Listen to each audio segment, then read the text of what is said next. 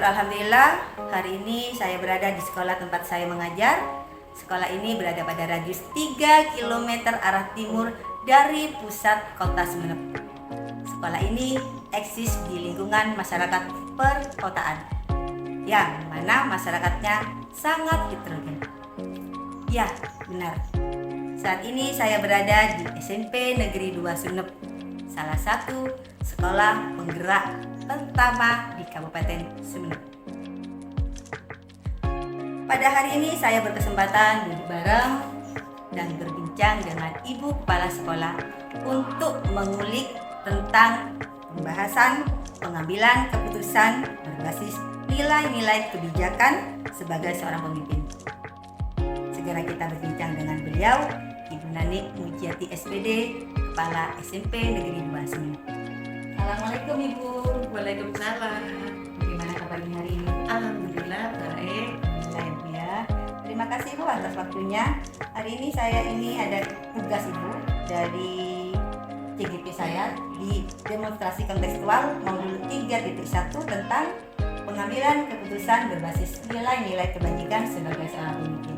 Dimana nanti ini dari jawaban-jawaban yang Ibu berikan bisa memberikan semangat pada saya untuk bisa menjadi seorang pemimpin pembelajaran Ibu terhadap siswa kami. Begini Bu, pertanyaan yang pertama ya Bu. Selama ini bagaimana Ibu dapat mengidentifikasi kasus-kasus yang merupakan dilema etika atau wujudkan moral? Dilema etika itu adalah keadaan di mana seseorang harus mengambil keputusan, dan keputusan ABC ini adalah keputusan yang sama-sama betul, sama-sama benar. Hanya saja di sini harus ketika kita memilih, maka pilihan itu harus disesuaikan dengan moral dan etika. Juga di sini juga tidak bertentangan dengan peraturan yang ada. Bagaimana saya memilih? Nah, di sini tentu saja saya pertama kali adalah budaya. Budaya ini ada sopan santun, kemudian budaya setempat. Yang kedua adalah peraturan. Dan yang ketiga ini adalah sesuai dengan karakteristik peserta didik, sehingga peserta didik itu bisa kita mengarahkan kepada pribadi yang lebih baik. Baik Ibu, pertanyaan kedua. Selama ini bagaimana Ibu menjalankan pengambilan keputusan sekolah ini, terutama untuk kasus-kasus di mana ada dua kepentingan yang sama-sama benar atau sama-sama mengandung nilai kebajikan? Saya memilihnya adalah dengan menganalisis masalah. Setelah menganalisis masalah, kemudian kita sesuaikan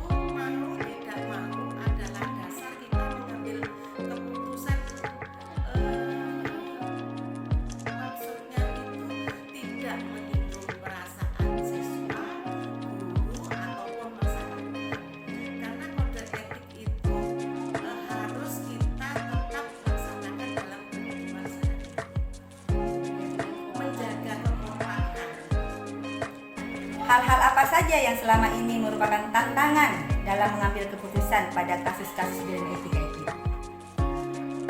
Tantangan kita karena masing-masing pribadi itu mempunyai pembiasaan di rumah yang berbeda, kemudian lingkungan yang berbeda. Tentu dalam hal mengambil keputusan itu ada sedikit perbedaan, sehingga dengan adanya perbedaan itu kita bisa menggunakan visi dan misi sekolah. Visi dan misi sekolah ini adalah sebagai penyatu tujuan pendidikan kita di sekolah. Di samping itu, dari berbagai kasus itu bisa disangkal secara logis. Jadi kita mengambil kesimpulan yang logis, bisa disangkal, kemudian kita mengutarakan atau membeberkan masalah itu secara logika. Disampaikan bahwa efeknya seperti ini kalau nanti dijalankan akibatnya seperti ini. Nah, dari visi dan misi sekolah itu maka akan menjadi pemersatu tujuan daripada sekolah. Berarti punya kolaborasi dari semua masyarakat. Semua stakeholder yang ada di sekolah beserta masyarakat. Makanya disusun visi misi sekolah. Baik Ibu, pertanyaan yang keenam Ibu, apakah Ibu memiliki sebuah tata kala atau jadwal tertentu dalam sebuah penyelesaian kasus dilema etika?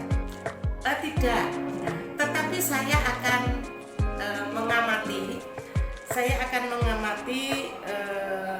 jika terjadi dilema etika ini, bujukan moral dan dilema etika.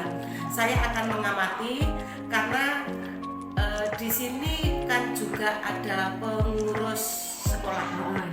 Pengurus sekolah ini selain jadi pengurus juga mengamati dilema atau bujukan moral yang ada di sekolah. Dari sini nanti kita pecahkan bersama apa yang harus kita lakukan. Ini ada beberapa tips yang saya gunakan adalah menganalisis. Jadi menganalisis setiap permasalahan yang ada. Analisis itu terjadi karena adanya penyangkalan paradok yang ada. Jadi misalnya dengan adanya sekolah penggerak. Nah, dengan adanya sekolah penggerak itu kurikulum kita disempurnakan, bukan berubah, tapi disempurnakan. Nah, ini tentu saja ada penyangkalan bagi guru atau bagi orang tua atau bagi siswa dengan situasi yang berbeda. Ada P5, kemudian cara mengajar yang berbasis siswa. Tentu ini semua harus berubah. Nah, perubahan ini tidak semua bisa menerima karena ada guru ataupun yang lain-lain ini sudah merasa di zona nyaman. Masih terkoneksi dengan yang Ya, betul. Jadi maka di sini harus ada analisis yang seksama. Dari analisis itu kemudian kita sambungkan dengan teori-teori yang mengandung nilai. Seperti teori belajar berbasis siswa, diferensiasi. Nah, ini kan betul, bukan berarti semua siswa itu sama penangkapannya, pengetahuannya. Jadi guru harus paham betul. Jadi guru memang belajar lebih banyak lagi memahami karakteristik siswa. Memang banyak kerjanya, lebih banyak persiapannya, penyampaiannya juga lebih teliti. Tetapi di awal terbiasa enak. Nah, terbiasa menjadi enak. Untuk merubah ini ada guru yang menyangkal, ada siswa yang menyangkal. Karena hal yang baru itu mereka belum bisa menyesuaikan. Dan yang terakhir adalah saya harus menyusun alternatif. Alternatif itu yang pertama, saya sosialisasikan sekolah penggerak itu pada wali murid. Kami undang ke sekolah, kami sosialisasikan tentang sekolah penggerak. Jalan ya Bu ya. Jalan, jadi Tahu tahu saja. ya, tahu perubahan. Kemudian guru, kurikulumnya itu bagaimana, apa saja yang harus dilaksanakan dan apa saja yang harus diperbaiki. Dan yang ketiga adalah bagaimana nilai perubahan yang dialami. Kalau kurikulum 2013 itu tidak ada P5. Kemudian di kurikulum Merdeka itu ada P5. Kemudian ada pembelajaran berdiferensiasi. Nah, inilah perbedaan-perbedaan yang harus saya laksanakan. Terima kasih Ibu. Sama-sama. Pertanyaan terakhir Ibu. Adakah seseorang atau faktor apa yang selama ini mempermudah atau membantu Ibu dalam pengambilan keputusan dalam kasus-kasus dilema etika? Yang mempermudah saya adalah kekompakan dari stakeholder yang ada di sekolah. Jadi Bapak Ibu guru, TU, siswa, wali murid, kepala sekolah itu satu visi, satu misi. Jadi dengan satu visi dan satu misi itu memudahkan kita mencapai tujuan pendidikan. Nah, bagaimana saya caranya adalah dengan pendekatan persuasif tadi, ya, ke semua stakeholder di sekolah. Termasuk wali murid diadakan kayak pertemuan. Iya, wali murid itu kita datangkan minimal 1 kali dalam 1 tahun ketika menerima rapor. Nah, ketika kelas 7 itu ketika anak masuk, wali muridnya kita datangkan ke sekolah, kemudian kita sosialisasikan kurikulum baru. Yang kedua juga ada komunitas melalui grup WhatsApp. Itu setiap kali ada program itu kita sosialisasikan kepada orang tua. Jadi grup WhatsApp itu setiap wali kelas ya Bu ya? Setiap wali kelas, dan bila ada masalah bisa menyampaikan kepada saya ataupun pengurus di sekolah ini. Kita pecahkan bersama masalah itu. Masalah itu Ya. Terima kasih Ibu. Alhamdulillah penyampaian Ibu begitu sangat bermanfaat bagi saya untuk belajar lagi, belajar dan belajar. Terima kasih waktunya. Sama-sama. Ibu juga membantu ini. Ya. Assalamualaikum warahmatullahi wabarakatuh. Waalaikumsalam warahmatullahi wabarakatuh.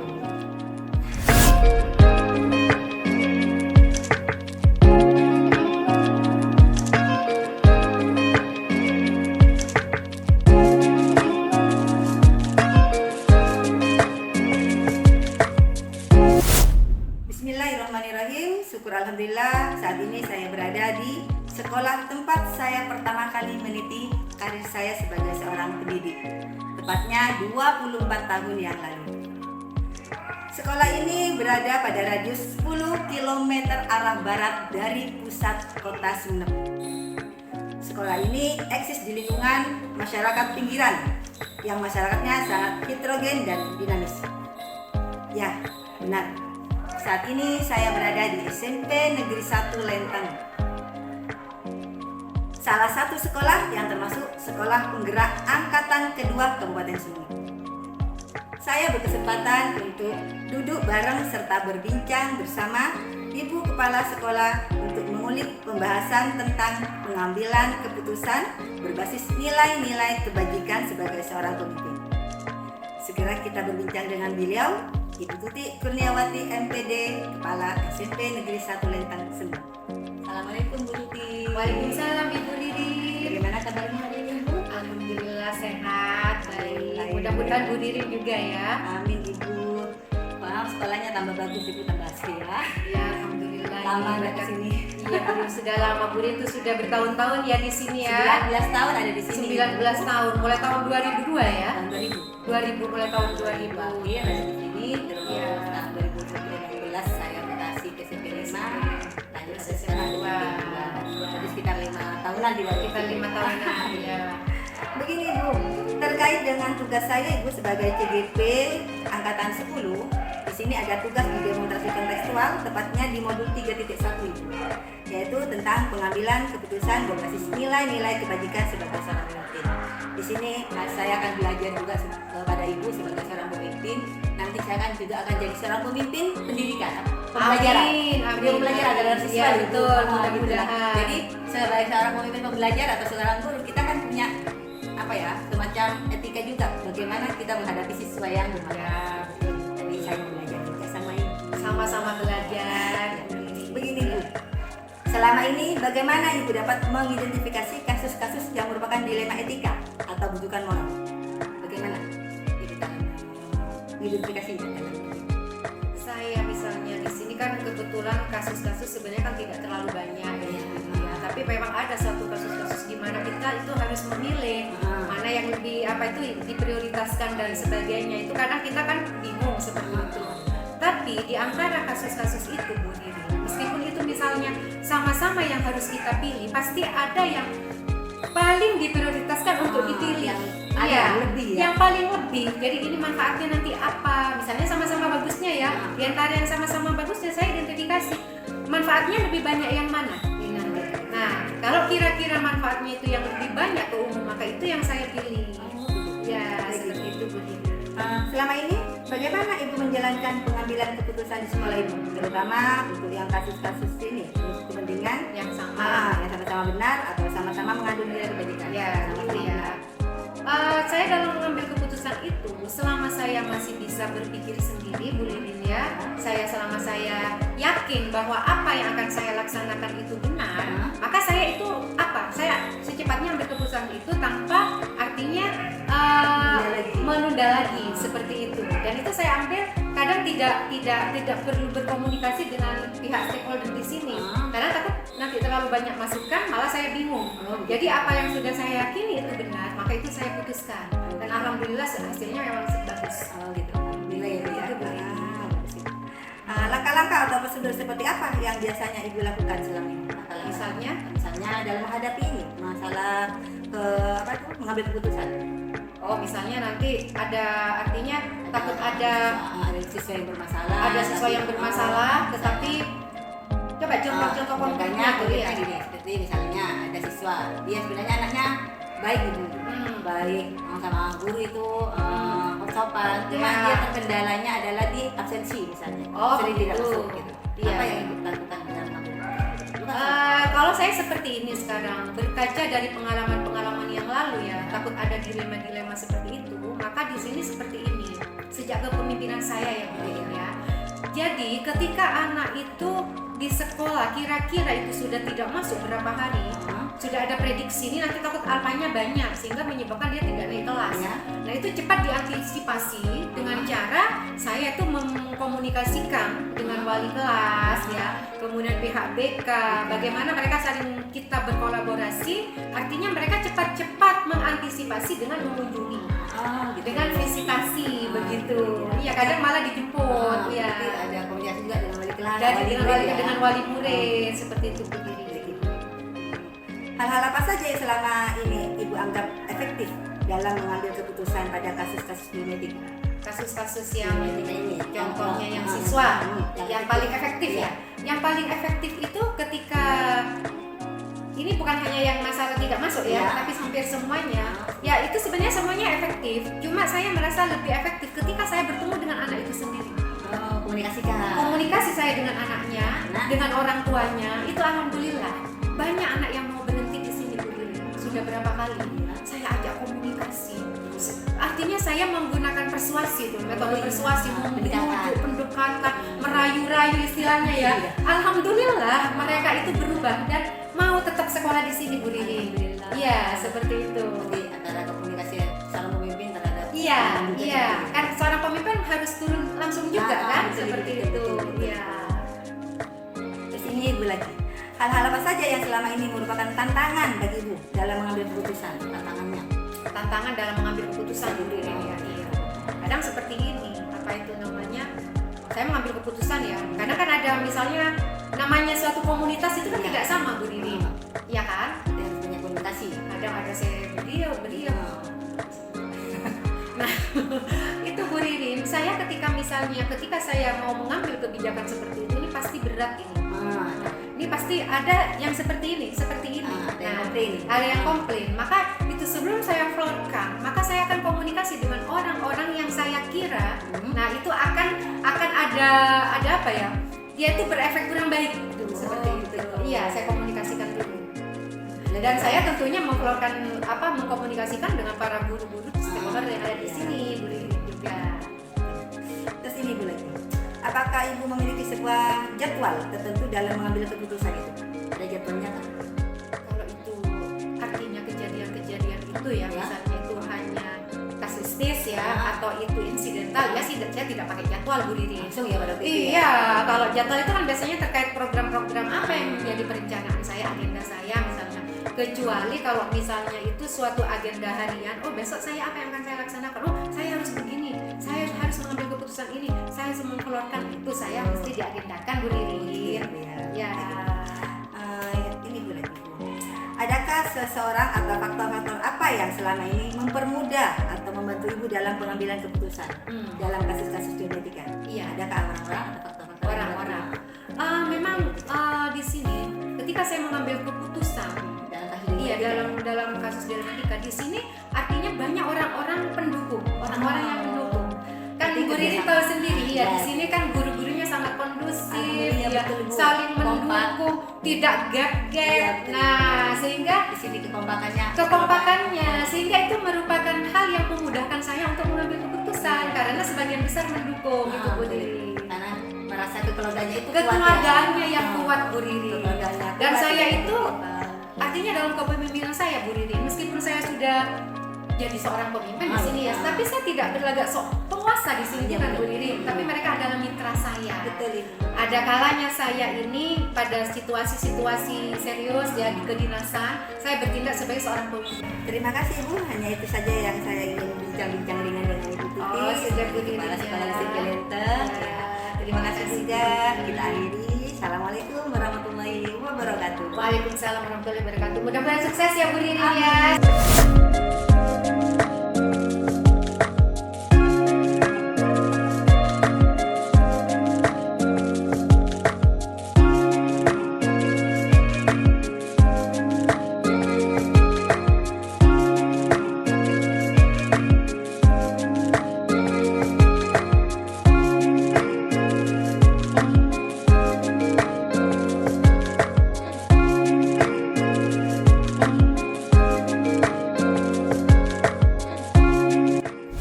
Bismillahirrahmanirrahim. Syukur alhamdulillah saat ini saya berada di sekolah luar kota, tepatnya pada radius 40 km arah barat dari pusat kota Sumeneb. Sekolah ini eksis di lingkungan masyarakat yang religius dan agraris, khususnya para petani tembakau yang sangat top. Ya, benar. Saya berada di SMP Negeri 2 Pasongsongan, salah satu sekolah yang termasuk sekolah penggerak angkatan pertama Kabupaten Sumeneb. Saya berkesempatan duduk bareng serta berbincang dengan Ibu Kepala Sekolah untuk mengulik pembahasan tentang pengambilan keputusan berbasis nilai-nilai kebajikan sebagai seorang pemimpin. Segera kita berbincang dengan beliau, Ibu Dr. Anda Suliati, Kepala SMP Negeri 2 Pasongsongan. Assalamualaikum Ibu. Waalaikumsalam warahmatullahi wabarakatuh. Bagaimana kabarnya Ibu hari ini? Alhamdulillah pagi ini kami sehat dan terima kasih atas sudinya Bu Ririn bermain di sekolah kami. Alhamdulillah Ibu. Ya, jauh ya Bu ya. Iya, jauh sekali dari kota saya. Begini Ibu, ini terkait dengan tugas saya sebagai TGP Angkatan 10 di tugas demonstrasi kontekstual, yaitu di modul 3.1 Ibu, yaitu tentang pengambilan keputusan berbasis nilai-nilai kebajikan sebagai seorang pemimpin.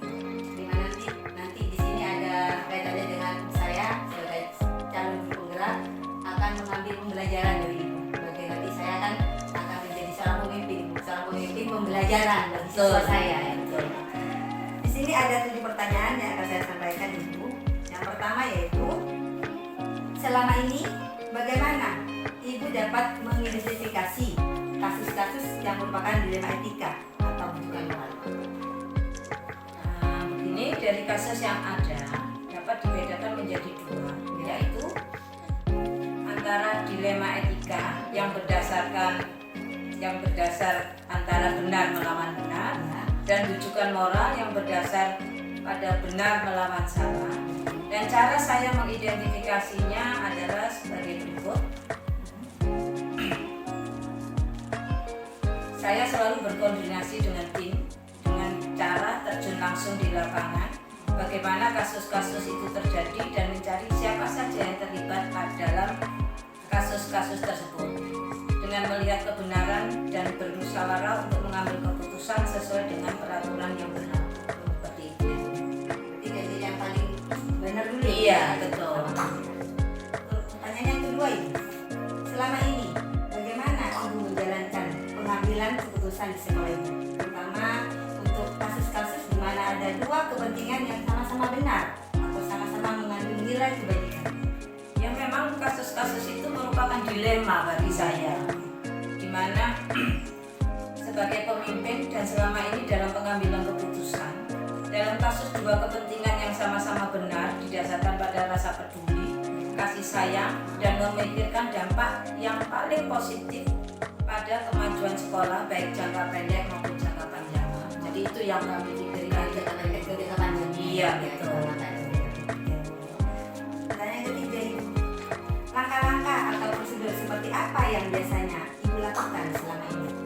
Jadi langkah-langkah yang saya ambil dalam pengambilan keputusan selama ini adalah dengan melakukan analisis kasus dulu.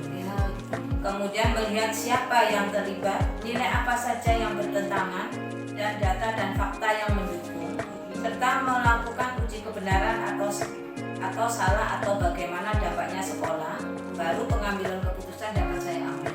Jadi kita bersama-sama dulu ya. Iya, Saudara. iya betul, seperti itu. Baik Ibu, pertanyaan yang keempat Ibu, hal-hal apa saja yang selama ini Ibu anggap efektif dalam pengambilan keputusan pada kasus-kasus dilema etika? Ya, yang menurut saya yang paling efektif adalah mengenali bahwa ada nilai-nilai yang saling bertentangan dalam kasus ini, menentukan siapa yang terlibat dalam situasi ini, dan mengumpulkan fakta-fakta yang relevan. Dan saya perlu mengadakan pertemuan dengan tim dan komite sekolah untuk mendiskusikan tentang kasus ini agar pengambilan keputusan yang saya ambil benar-benar tepat dan efektif. Berarti ada komunikasi dari warga sekolah. Iya, warga sekolah, iya betul, paling orang tua murid dan komite. Berarti ada kerjasama di situ. Betul. Ya, masalah yang ditimbulkan itu Iya, dapat benar. terselesaikan dengan Baik dan efektif.